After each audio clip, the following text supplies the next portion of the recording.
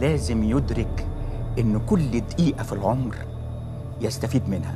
أنا استفدت من المقدمة لما قلت إيه؟ لا يفرق بين كبير وصغير، بين مخضرم ويافع. قعدت أقول إيه؟ هو ده أنا؟ يبدو ذلك. أنا مرايتك.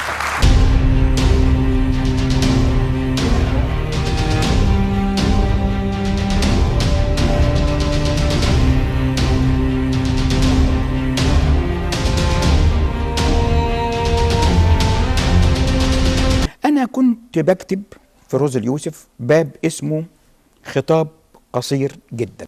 بدأت حياتي مقلدا أسلوب محمد حسنين هيكل. ظللت أتقلب بين الأساليب، ألاقي نفسي في حب هيكل.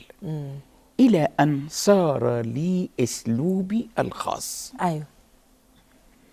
ولازم تعرفي إنه حتى ده، يعني أنا تخلصت مما يسمى بمراهقة الأسلوب، لأني أريد أن أقدم شيئا ينحاز للإنسان المصري الغلبان، ولست أستف الأوراق. هعيد الجملة تاني، لست أستف الأوراق، مش دوري تستيف أوراق.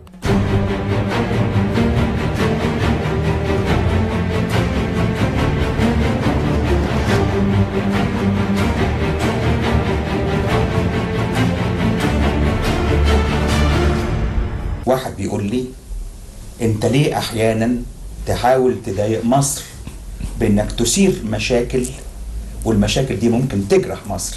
فبقول له اصلا انا ما بحبش الصحافة ولا التلفزيون الفاتر والمسطح. انا بتناقش في قضايا مصر من منطلق حب، وما اقدرش اردد كالكورس كلام ساذج وعبيط باسم الحب لمصر. كلام كلام كلام ليكن.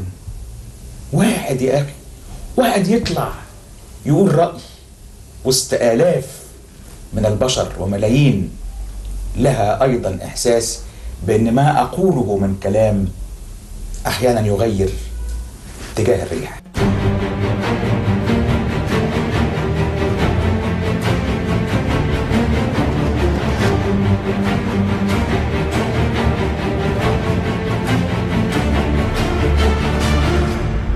إن الحاقدين على مفيد فوزي عددهم كثرة باللغة العربية. لماذا؟ ما تقدرش.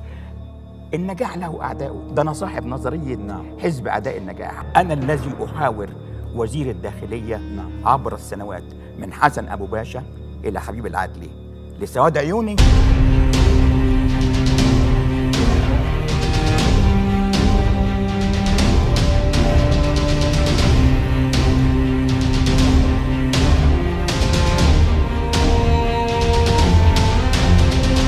لن أكرر تجربة حديث المدينة.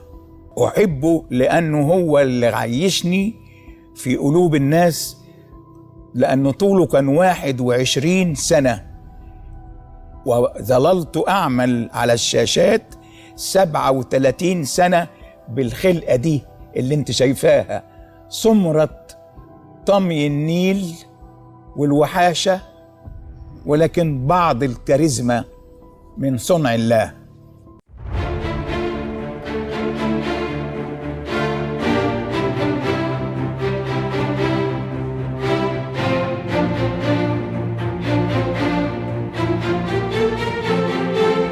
لقد عشت العمر أتعلم وما زلت. كنت المحاور في نظام مبارك، ولا زلت المحاور، لأني بالمهنة أحيا وليس بالأشخاص. في حياتنا العربية لا يكتب عن شخص إنه مدرسة أو غير مدرسة إلا بعد أن يرحل في صندوق خشبي. هذه المأساة.